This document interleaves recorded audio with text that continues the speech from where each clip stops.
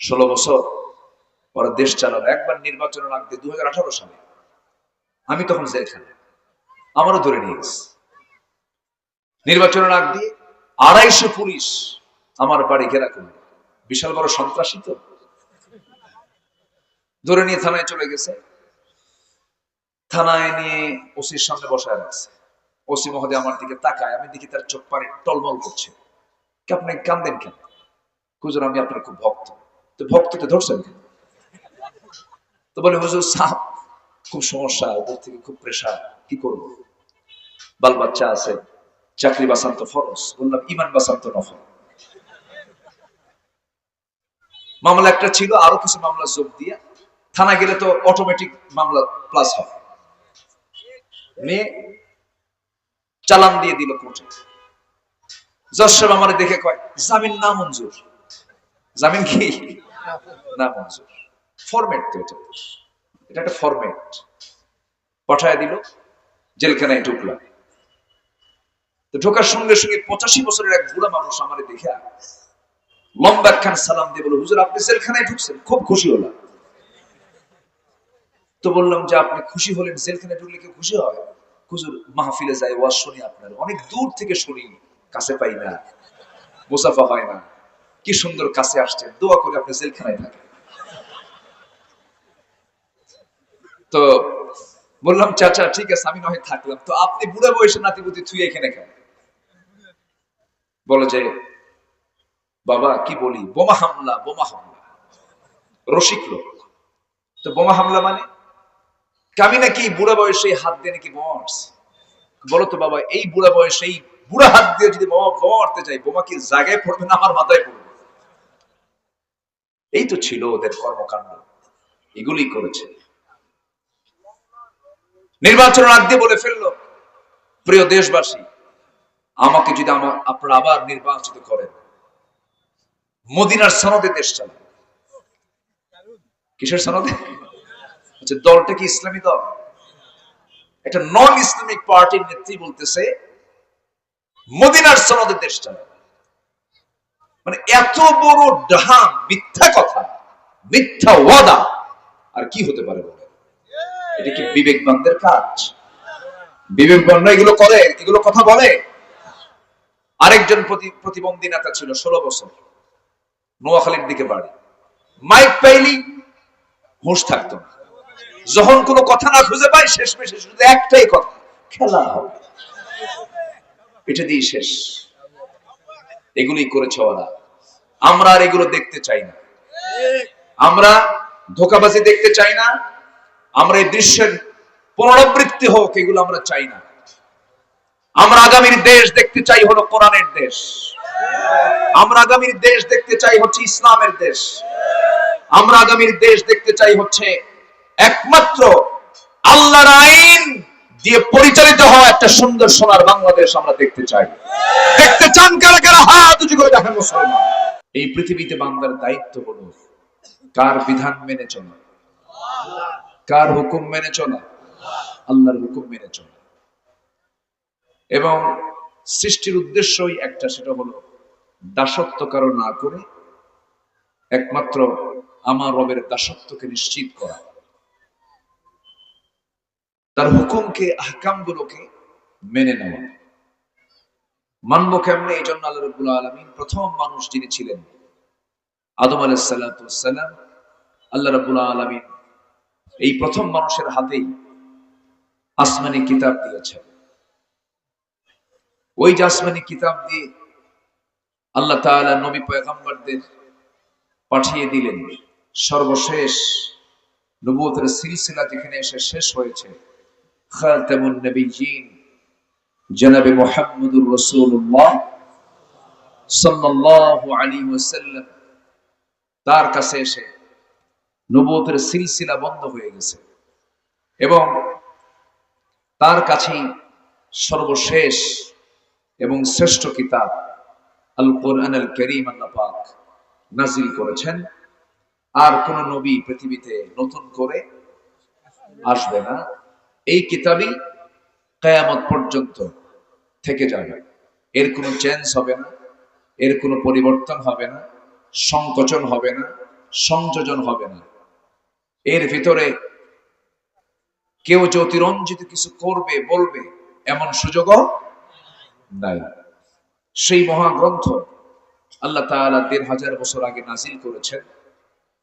প্রথম গ্রন্থ আল্লাহ তাআলা আদমকে যা দিয়েছিলেন, সেই গ্রন্থের মূল বক্তব্য, সেই কিতাবের যে মূল কথা এবং এই কিতাবের মূল কথা দুই রকম না একরকম? বলেন, দুই রকম না একরকম? একরকম। তাআলাউ ইলা কালিমাতিন সাওয়াইন বাইনানা ওয়া বাইনাকুম, একই দাওয়াত সমান।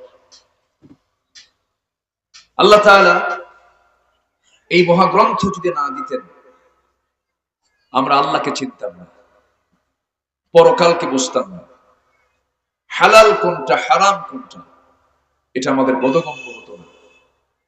এটা এমন একটি কিতাবের নাম যার মধ্যে কোনো অস্পষ্টতা নাই, দুর্বোধ্য কোনো কিছু নেই, সামঞ্জস্যহীন কোনো কথা নেই, অপ্রাসঙ্গিক অপ্রয়োজনীয় একটা ওয়ার্ড নেই। সব বান্দার কাজের জন্য কে নাজিল করেছেন? আল্লাহ নাজিল করেছেন। সেই মহাগ্রন্থ দেখি আমি যেখান থেকে কথা বলার ইরাদা করছি সেটা হলো সূরাতুর রা'দ, যার অর্থ হলো বজ্রপাত। সূরাতুর রা'দের আমি ১৯ থেকে শুনিয়ে মোটামুটি ৬-৭টি আয়াতকে সামনে রেখে কিছু কথা বলতে চাচ্ছি। আমাকে সময় দেওয়া যাবে তো? মাহফিলের মাইকের মঞ্চের আওয়াজটা আমার কেমন যেন শ্রুতিমধুর মনে হচ্ছে না, এখানে আমি বোধগম্য হচ্ছে না, আমার একটু অস্পষ্ট মনে হচ্ছে, ক্লিয়ার হচ্ছে না। মাইকের অপারেটর দুজন থাকতে হয়, একজন তিনি সব জায়গা থেকে শব্দগুলো শুনবেন, আওয়াজগুলো শুনবেন যে ক্লিয়ার আছে কিনা, এখানে আসলে টের পেতেন যে এখানে অস্পষ্টতা হচ্ছে কিনা। সম্মানিত ভাইয়েরা, এই পৃথিবীতে দু শ্রেণীর মানুষ বসবাস করে। একটা শ্রেণী হলো বিবেকবান, আরেকটা শ্রেণী হলো বিবেকহীন। বিবেকবান, আল্লাহ তাআলা বিবেকবানকে জান্নাত দিবেন। যারা বিবেকবান, যাদের মধ্যে সেন্স আছে, আল্লাহ তাদেরকে জান্নাত দিবেন। আর যারা বিবেকহীন, আল্লাহ তাদেরকে জান্নাত দিবেন না। আমরা কি বিবেকহীন হব না বিবেকবান হব? যে বলুন, বিবেকহীন না বিবেকবান? বিবেকবান হব। বিবেক হচ্ছে পৃথিবীর সবচাইতে বড় শ্রেষ্ঠ রাডার। এটা যদি ঠিক থাকে সব ঠিক থেকে যায়, এটা যদি ব্যাঠিক হয়ে যায় সব ব্যাঠিক হয়ে যায়, যেটাকে বলা হয় কমন সেন্স। বিবেক, সুস্থ বিবেক যদি কারো থাকে সে মানুষ, আর যদি এটা অসুস্থ হয়ে যায় তখন সে মানুষ থাকে না, তখন সে কি হয়? অমানুষ। কি হয়? শুধু স্বরেও লাগাতে হয়, অমানুষ হয়ে যায়। আল্লাহ তাআলা বিবেকবানদের জন্যই কিছু নসিহা করেছেন, কিছু কথা বলেছেন। আসুন আমরা মূল আয়াতের দিকে আস্তে আস্তে চলে যাচ্ছি। আল্লাহ রাব্বুল আলামিন বলেন, أفمن يعلم أنما أنزل إليك من ربك الحق كمن هو أعمى إنما يتذكر أولو الألباب الذين يوفون بعهد الله ولا ينقضون الميثاق والذين يصلون ما أمر الله به أن يوصل ويخشون ربهم ويخافون سوء الحساب جربنا الله أكبر আল্লাহ রাব্বুল আলামিন বলেন, নিঃসন্দেহে যারা উলুল আলবাব, বিবেকবান যারা, তারাই এই কোরআন থেকে তারা কিছু উপকৃত হতে পারে, এই কোরআনকে তারা ফলো করতে পারে, তাদের জন্য এটা জিকির। তাদের জন্য এটা কি? জিকির। উলুল আলবাব মানে হলো বিবেকবান। যার মধ্যে বিবেক কাজ করবে সে হবে মানুষ, যার মধ্যে বিবেক কাজ করবে না সে কখনো মানুষ হতে পারে না। আমার বন্ধুগণ, এই 16 বছরে যারা ক্ষমতার মসনদে ছিল তাদেরকে বিবেক কিছু ছিল নাকি? আসতে কর, কোন বিবেক বলতে কিছু ছিল? বিবেক ছিল না বিবেক ছাড়া ছিল? বিবেক ছাড়া, বিবেকহীন ছিল। এই তাফসীর মাহফিল গুলো করতে দিত না। আমরা মাহফিলে আসলে আমরা আসামি হয়ে যেতাম। মাহফিলে মঞ্চে বসলেই দুই পাশে ওই দলীয় ক্যাডাররা বসতো কিরামন কাতিবিন হয়ে, কথা বলতে দিত না। মাহফিল শেষে কত জায়গা থেকে আমাকে ধরে নিয়ে গেছে হিসাব নাই। এই 16 বছর সবচাইতে বেশি জেল খেটেছে কারা বলেন তো? আলেম ওলামারা। কিন্তু এটা একটা বিষয়, কিন্তু অঙ্কটা একটু মিলাতে হবে। যখন সকল গোয়েন্দা সংস্থা যখন অ্যাডমিনিস্ট্রেশনকে বোঝাতে সক্ষম হলো যে গভর্নমেন্টের বিরুদ্ধে কথা বলার মতো আর কোনো কেউ নাই, কোনো বিরোধী দল নেই, তেমন নেই, এরা তো অস্ত্র নিয়ে মাঠে নেমে গেছিল ক্রস ফায়ারের নামে, অমানবিক ভাবে মানুষকে হত্যা করেছে। এর মধ্যে থেকে একটা মহল, একটা গ্রুপ 16 বছরের একটা দিনও তারা হক কথা থেকে তারা নিজেকে বঞ্চিত রাখে নাই। তারা বিভিন্ন তাফসীর মাহফিলে, ওয়াজ মাহফিলে তারা চেষ্টা করেছেন কিছু হক কথা বলার জন্য। এটাকে কোনো ক্রমে খাটো চোখে দেখার কোনো সুযোগ না। সম্মানিত ভাইয়েরা, তারা কথা বলেছে, জেলও খাটছে। এদেশের কোনো আলেম ওলামা বাদ নাই। এই 16 বছরে যারা জেল খাটেন নাই তাদের আপাতত নিকটবর্তী সময় আর জেল খাটার সুযোগও নাই। কি কথা কি বুঝতেছেন আপনারা? সুযোগও নাই। এখন যদি কেউ জেল খাটে তাহলে চুরি করে জেল কাটতে হবে। বিষয়টা এরকম না? সম্মানিত ভাইয়েরা, কিন্তু এই যে সেন্সলেস হয়ে, বিবেকহীন হয়ে যে কাজগুলো করেছে, এটা কি কাজ, কর্ম না অপকর্ম? গর্হিত কাজ, বিবেক বিরুদ্ধ কাজ, কোন বিবেক এটা সায় দেয় না এমন কাজ তারা করেছে। চিন্তা করা যায়, মানুষ তো হত্যা করেছে, আবার চোখ তুলে নিয়েছে, হাত কেটেছে, পা কেটেছে, বিকৃত করেছে, ফাঁসির রশি দিয়ে মেরেছে, আবার সে লাশের সঙ্গে বেয়াদবি করেছে। আল্লামা সাইদিকে চিকিৎসার নাম করে হসপিটালে নিয়ে ইনজেকশন পোষের মধ্য দিয়ে শহীদ করেছে, আবার সেই লাশটাও তার ওসিয়ত মতো জায়গা মতো কবর দাফন পর্যন্ত করতে দেওয়া হয়। এগুলো কি বিবেকের কাজ? সুস্থ বিবেকবান কোন লোক এগুলো করতে পারে? তারা যারা ছিল এতদিন, সুস্থ সরকার না অসুস্থ সরকার? অসুস্থ। আল্লাহ পাক বলছেন বিবেকহীনের জন্য কোন জান্নাত নাই। সম্মানিত ভাই, বিবেকবান কারা?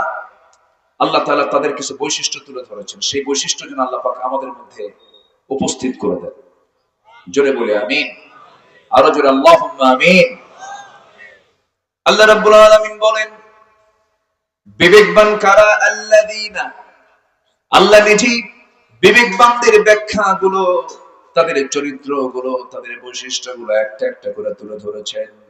আল্লাহ রাব্বুল আলামিন সুন্দর করে বলছেন আল্লাযীনা ইউফুনা বিআহদিল্লাহি ওয়া লা ইয়ানকুদুনাল মিসাক। এক নাম্বার হলো যারা আল্লাহর সঙ্গে কৃত অঙ্গীকার যারা পূর্ণ করবে তারা হলো বিবেকবান। আল্লাহর সঙ্গে আমরা ওয়াদা করে আসছি, একটা জগৎ থেকে এসেছি আমরা মার জগতে ছিলাম 10 মাস, এখন আমরা আলামে জাহানে আছি। আমরা যখন রূহের জগতে ছিলাম, রূহের জগতে আমাকে প্রশ্ন করা হয়েছে আলাস্তু বিরাব্বিকুম, আমি কি তোমার রব নই?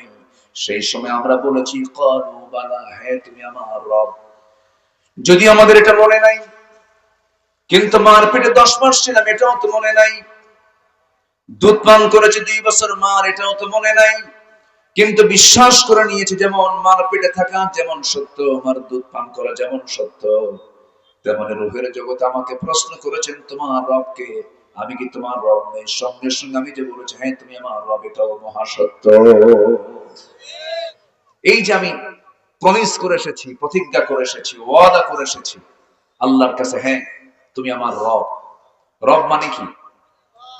না, রব আল্লাহ তো রব, আল্লাহ রব্বুনা, কিন্তু রব মানে কি? রবের বিশাল একটা ব্যাখ্যা আছে, আমি এত লম্বা সময় পাবো না, আমি নাতে দীর্ঘ কথা বলবো ইনশাআল্লাহ, আমার পরে আরো মেহমান তারা কথা বলবে। তো রবের সংক্ষিপ্ত যে অর্থটা সেটা হলো সকল প্রকার অযোগ্যতা, ব্যর্থতা, অপূর্ণতা, অযোগ্যতা, অক্ষমতা সবকিছু থেকে যিনি মুক্ত তিনি কে? তিনি হচ্ছেন রব। যিনি হচ্ছেন আইনদাতা, বিধানদাতা। আইন রচনা করার কোন অধিকার পৃথিবীর কারো নেই। আইন রচনা করে দিয়েছেন তিনি কে? তাহলে আল্লাহর বিরুদ্ধে, আল্লাহর আইনকে বাদ দিয়ে অন্য কোন আইন রচনা যারা করবে তাদের ব্যাপারে আল্লাহর প্রশ্ন আছে না নাই? আসতে হবে, প্রশ্ন আছে না নাই? অনেকে বলে এই ১৫০০ বছর আগের সংবিধান কি এখন চলে? চুরি, তারপরে জেনা, ডাকাতি, খুন বিচার আছে না কোরআনের মধ্যে? ফৌজদারি দণ্ডবিধি আছে না নাই? আচ্ছা, এখন প্রেজেন্ট কিছু বুদ্ধিজীবী, আর বুদ্ধিজীবী তো বুদ্ধি বেঁচে খায়, এরা বলে যে এগুলো দিয়ে তো এখন চলার কথা না, কিন্তু ওইদিকে কপালে কিন্তু কালো চিহ্ন আছে, হজেও যায়। এত বড় একটা কুফরি কথা বলে যে মধ্যযুগ আইন বর্তমান সমাজে চলতে পারে না। কত বড় বুদ্ধি প্রতিবন্ধী হলে এই কথা বলে কোরআন আর রাজনীতি আলাদা, কইছে না? আসতে খাও, এরকম বক্তব্য আমাদের কানে আসছে কিনা বলেন? তাহলে কোরআন যদি পরিপূর্ণ হয় তাহলে এর মধ্যে কি রাজনীতি বাদ পড়ছে? আসতে খাও, বাদ পড়েছে। আচ্ছা, রাসূল কি দেশ চালান নাই রাজনীতি বাদ দিয়া? রাসূল কি বিচার করেন নাই? রাসূল কি চুরির বিধান কার্যকর করেন নাই? ডাকাতের শাস্তি দেন নাই? হত্যার শাস্তি দেন নাই? জেনার শাস্তি দেন নাই? এটা কি এমনি এমনি হয়েছে না রাষ্ট্র গঠন করতে হয়েছে? রাষ্ট্র গঠন না হলে তিনি এগুলো করলেন কেমন? রাজনীতি না করলে তিনি বদরে গেলেন কেমন? উহুদে গেলেন কেমনে? খন্দকে গেলেন কেমনে? হুনাইন করলেন কেমনে? সিয়াসিনী যুদ্ধ পরিচালনা করলেন কেমনে? এগুলো বুদ্ধি প্রতিবন্ধীদের কথা, যদি না জেনে থাকেন শিখেন। কিন্তু কুফুরি কথা ইমানদারকে গোলাবেন না, ইমানদারকে ভিতরে ঢুকানোর চেষ্টা করবেন না, বরঞ্চ জনবিচ্ছিন্ন হয়ে পড়বে। আসতে কোন কেন? ইসলামের রাজনীতি আছে না নাই? আসতে বলবেন না আছে না নাই? ওই রাজনীতি ইসলামে নাই, যে রাজনীতি সন্ত্রাস নির্ভর রাজনীতি সেটা ইসলামে নাই। আদর্শ রাজনীতি ইসলাম শিখিয়েছে। জোরে বলি সুবহানাল্লাহ। সব আছে, সব তো দেখলাম আমরা, সব দেখা শেষ। ৫৩-৫৪ বছর তো বহু সরকার গেল আসলো, শেষেরটা তো থাকলোই না, থাকতে পারলোই না। গেছে না পালাইছে? গেছে না পালাইছে? আচ্ছা, পালাই কেন? ভালো কাজ করে পালায় না চুরি করে পালায়? হ্যাঁ বলেন বলেন, তাহলে কি করে পালাইছে? চুরি করে পালাইছে। শুধু চুরি না, এটা পুকুরে চুরি না, সাগরও চুরি, বহু কিছু করেছে। দেখলাম তো, লাভ তো হলো না। ওরা চেয়েছিল আলেমদেরকে উলঙ্গ করতে, ওরা নিজেরাই উলঙ্গ হয়ে গেছে। চাইছিল না ওরা? মুখের কি সাদা ধবধবা দাড়ি, বিশাল সম্পত্তির মালিক, হাজার হাজার কোটি টাকার মালিক, শেষ পর্যন্ত বাঁচার জন্য দাড়িটা পর্যন্ত কাটলো। জানেন না? আপনারা জানেন না? মাথার চুল কালো বানালো, পাঞ্জাবি পায়জামা খুলে লুঙ্গি পরলো, ভুল করে আবার নৌকায় চলল। কোস্টগার্ড আইনমন্ত্রীকে দেখে বলে, স্যার সিনসি চলেন, থানায় চলে। আইনমন্ত্রীকে, আমি কি একা আসছি নাকি? আমি তো জামাতের সাথে আসছি। জামাতের সাথে মানে কইছে, সামনে বসে আছে, দেখো ওই লোকটা, কে কে মাথার চুল কালো, ভালো করে দেখো, ওটা ভান ধরছে দরবেশের, ওটাই দরবেশ। দেখো ওরা চেয়েছিল আলেমদেরকে উলঙ্গ করতে, আল্লাহ পাক ওদেরকে ন্যাংটা করে ছেড়েছেন।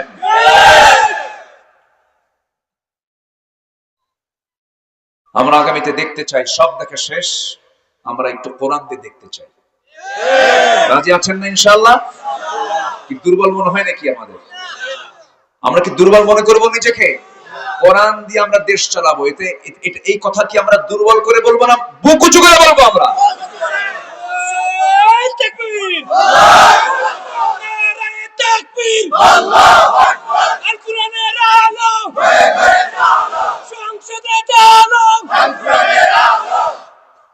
আমাদেরকে বহু গালি দিয়েছে, এই কোরআন চাই বলে, বলেছে রাজাকার, বলেছে জঙ্গি, বলেছে মৌলবাদী, বলেছে উগ্রবাদী, বলেছে কট্টর, বহু কিছু বলেছে। আর এগুলো চলে না,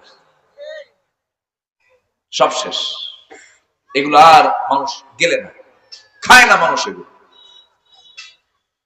আমাদেরকে যারা রাজাকার বলে গালি দিল, আমরা কেউ পাকিস্তান যাই নাই, কিন্তু ওই সমস্ত যারা গালি দিয়েছে ওরা সবগুলো হিন্দুস্তানে রাজাকারি করতে গিয়ে আবার ওখানে চলে গেছে। আমরা দেশের মাটিতে জন্ম নিয়েছি, দেশের মাটিতে মরব। জোরে বলি ইনশাআল্লাহ। বিয়ে দেশের মাটিতেই করছি। কি আস্তে কর, দেশের মাটি করেন না বিয়ে? হ্যাঁ, আমিও দেশের মাটিতে করছি। আপনি করছেন না দেশের মাটিতে? ওরা দেশকে ভালোবাসে, আমেরিকা বিয়ে করা। ওরা দেশকে ভালোবাসে, দেশের ইউনিভার্সিটি না পড়ায় ওরা ইউরোপ আমেরিকাতে পড়ায়।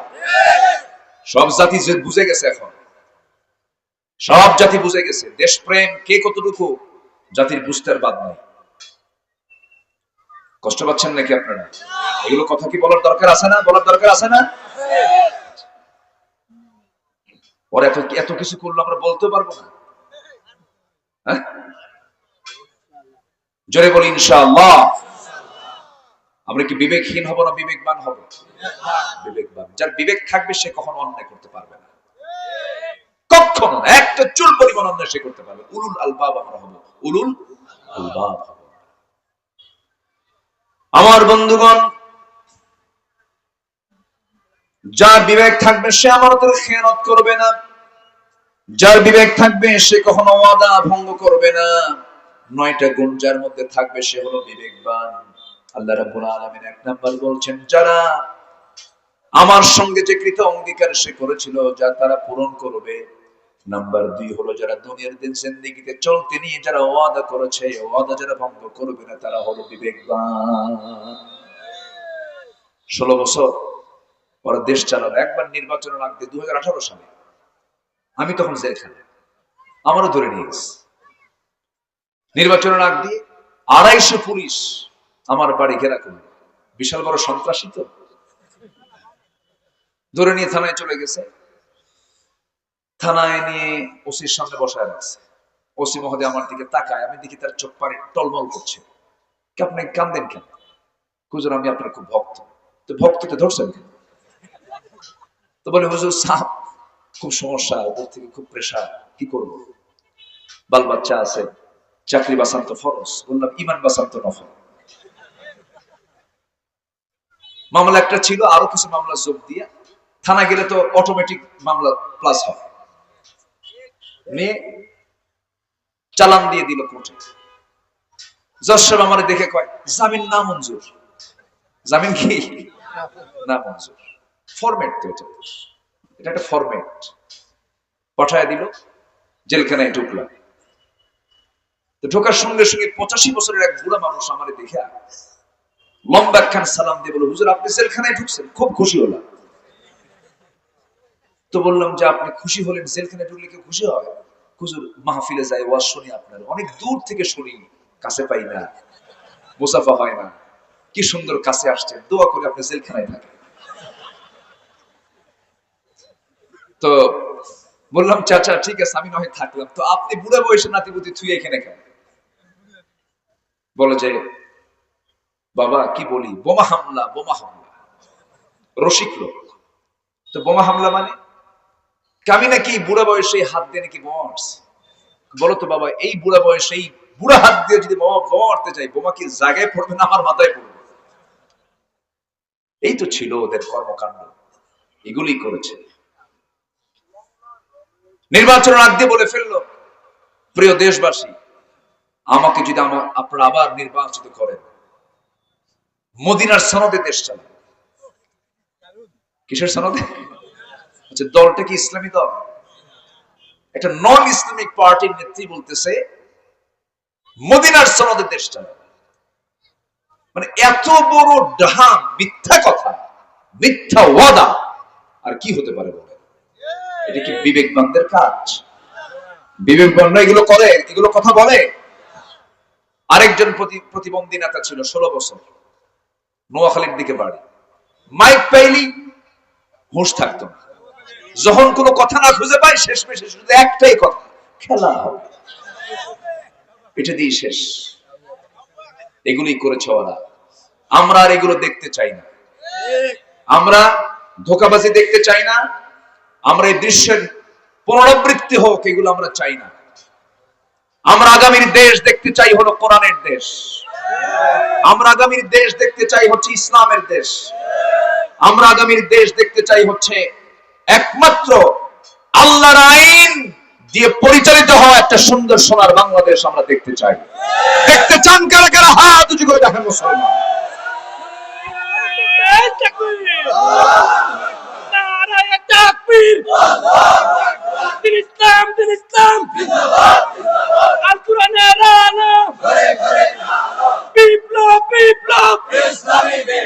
বাংলাদেশের ভবিষ্যৎ ইসলামী বিপ্লব, ইসলামী বিপ্লব, বাংলাদেশের ভবিষ্যৎ আল কোরআনের আলোকে করতে হবে দেশকে, আল কোরআনের আলোকে। নারায়ে তাকবীর, আল্লাহু আকবার। আল্লাহ কবুল করুন, জোরে বলি আমিন। আরো জোরে আমিন। বিবেকবান মানুষ কি ওজনে কম বেশি করতে পারে? খাদ্যে ভেজাল দিতে পারে? তাহলে বিবেকবান সব জায়গায় দরকার। একজন বিবেকবান মানুষ কি খাদ্যের মধ্যে ভেজাল দিতে পারে বলেন? কখনো। এই পৃথিবীতে বান্দাকে পৃথিবীতে পাঠিয়েছেন, বান্দার অসুখ হয়, বান্দা রোগাক্রান্ত হয়, সেই রোগের ঔষধ কি আল্লাহ রাখেন নাই? আসতে বলে, রোগের ঔষধ আছে না নাই বলেন?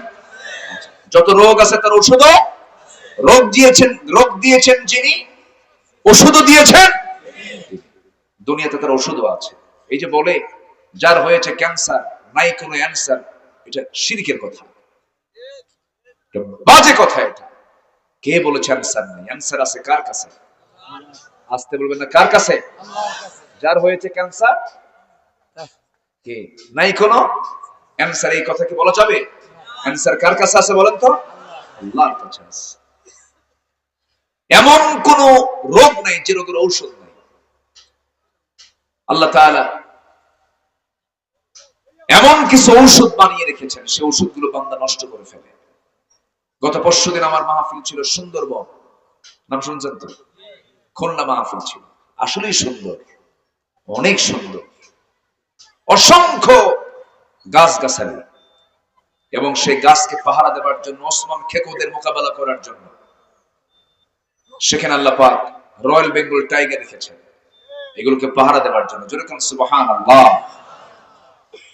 এর মধ্যে আল্লাহ পাক আবার মৌমাছিকে বলে দিয়েছেন, মৌমাছি তোর নামে আমি তোকে ইঙ্গিত করছি, তোকে ওহী করছি, সুন্দর করে মৌচাক বানা, মধু প্রস্তুত করে। এর দায়িত্ব মানুষকে দেওয়া যাবে না, দায়িত্ব দিলে ভেজাল করবে। কি করবে?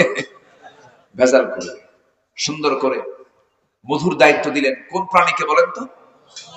নাহাল, সূরাতুন নাহাল মানে মৌমাছি। আল্লাহ পাক অর্ডার করলেন। সম্মানিত ভাইরা দেখেন, কোরআন কি কিতাব, এটা কি গ্রন্থ, এটা যেটা আজকের দুনিয়া যেটা বলতেছে সেটা ১৫০০ বছর আগে আল্লাহ পাক কোরআনে বলে দিয়েছে। একজন নোবেল বিজয়ী একজন বিজ্ঞানী কার্ল ভন ফ্রিশ, সে মৌমাছির জীবন প্রণালী নিয়ে গবেষণা করে ১৯৭৩ সালে উনি নোবেল পুরস্কার পেয়েছেন। উনি যে ৩টা তথ্য দিয়েছেন, গবেষণা করেছেন, এই ৩টা তথ্যই কোরআনে আসছে। সুবহানাল্লাহ বলবেন না? তাহলে এখন বলুন, উনি কি গবেষণা করেছেন না কোরআন থেকে নিয়েছেন? গবেষণা, কিন্তু নিয়েছেন কোন জায়গা থেকে? কোরআন থেকে নিয়েছেন, কারণ এই তথ্য একমাত্র কোরআনই দিতে পারে। জোরে বলে সুবহানাল্লাহ। আমার বন্ধুগণ, এক নাম্বার তিনি তথ্য দিয়েছেন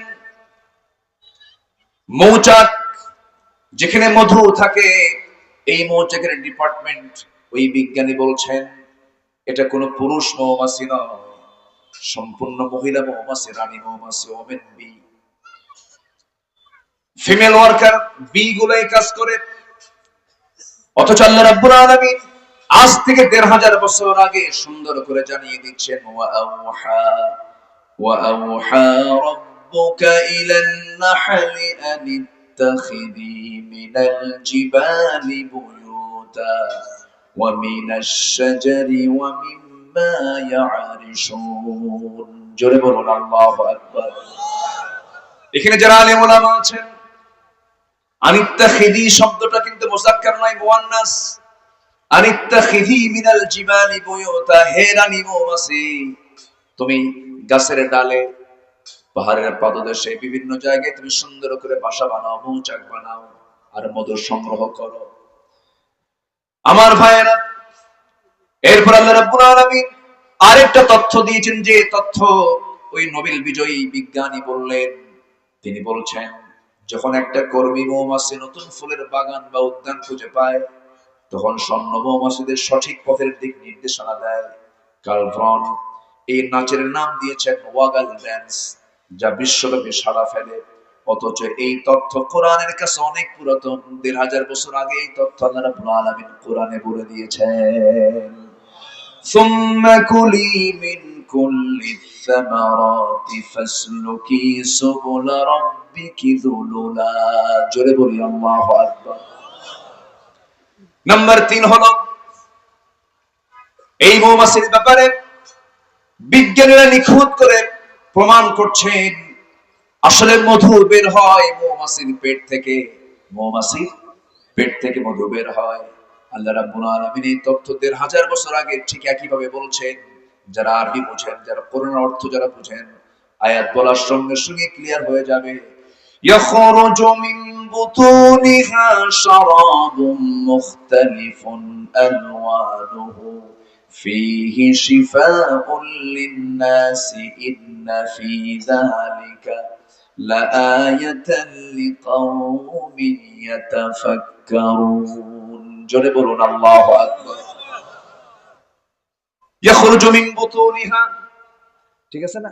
ইয়াখরুজু মিন বুতুনিহা, তার পেট থেকে সেই পানিও বের হয়, সেই মধু বের হয়, বিভিন্ন রং বেরঙের সেই মধুগুলো বের করে মৌমাছি তার পেট থেকে। ইয়াখরুজু মিন বুতুনিহা, বুতুন মানে হলো পেট, ইয়াখরুজু মানে বের হওয়া, তার পেট থেকে বের হয়। বিজ্ঞান কি প্রমাণ করলো না কোরআন থেকে ধার করলো? কোরআন থেকে ধার করে নিয়েছে। আমার বন্ধুগণ, আর আশ্চর্য হয়ে যাবেন, এই মৌমাছিকে আল্লাহ রাব্বুল আলামিন মধু তৈরির জন্য, মধু প্রস্তুত করার জন্য কত ভাবে আল্লাহ রাব্বুল আলামিন তাদেরকে শ্রম খাটতে বলেছেন, পরিশ্রম করতে বলেছেন। এই এলাকায় ১ কেজি মধুর দাম কেমন? শ্রীমঙ্গল তো আশেপাশে, তাই না? শ্রীমঙ্গল আশেপাশে না? এই আশেপাশে তো জঙ্গল কিছু আছে। ওই যে কোন দিকে যেন যেতে শুধু অন্ধকার দেখা যায়। হ্যাঁ, শ্রীমঙ্গল, কমলনগর না কমলগঞ্জ, কমলগঞ্জ আর কমলনগর পেঁচ লাগা। কমলনগর হচ্ছে লক্ষ্মীপুর, নোয়াখালী, আর কমলগঞ্জ হচ্ছে মৌলভীবাজার। এই ২ উপজেলা আমার লাগে, গঞ্জ আর নগর, দুটাই কিন্তু উপজেলা। এটা কি কমলগঞ্জ? হ্যাঁ, কমলগঞ্জ। তো এই যে বিশাল জঙ্গল এরিয়াতে মৌমাছিগুলো যে মৌচাক বানায়, কার ইঙ্গিতে চলে? কার ইঙ্গিতে চলে? তাহলে ১ কেজি মধুর দাম এলাকায় কত? প্রায় ৫,০০০ টাকা। এটা কি ভালো? কেমনে ভালো বুঝবে? পাহাড়ি বলে এই জন্য, কিন্তু মনে মনে কি ফুল বিশ্বাস হয়? বলেন সে বিষয় আমি যে কথা ইঙ্গিত সবাই টের পেয়ে গেছেন। তো আপনি নিচ্ছেন, কিন্তু আপনার ভিতরে কি সেই বিশ্বাস, সেই কনফিডেন্স কি কাজ করে? যদি দেখতাম, চাক কাটার সময় যদি এটা চোখে দেখতাম, তাহলে বুঝতাম যে এটা অরিজিনাল। কি কথা কি বুঝতেছেন আপনারা?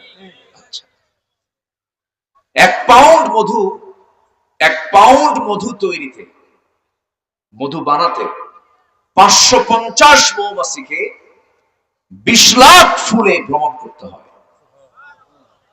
একটু আস্তে বলে সুবহানাল্লাহ। আচ্ছা, আবার বলি, 1 পাউন্ড মধু বানাতে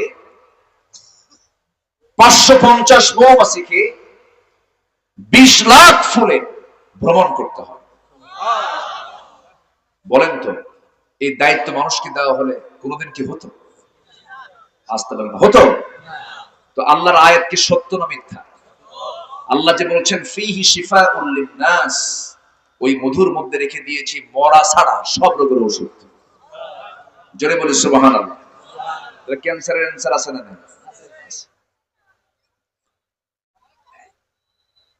আমার বন্ধুগণ, শুধু এখানে শেষ নয়, একটা কর্মী মৌমাছিকে প্রায় 80,000 কিলোমিটার পথ অতিক্রম করতে হয়।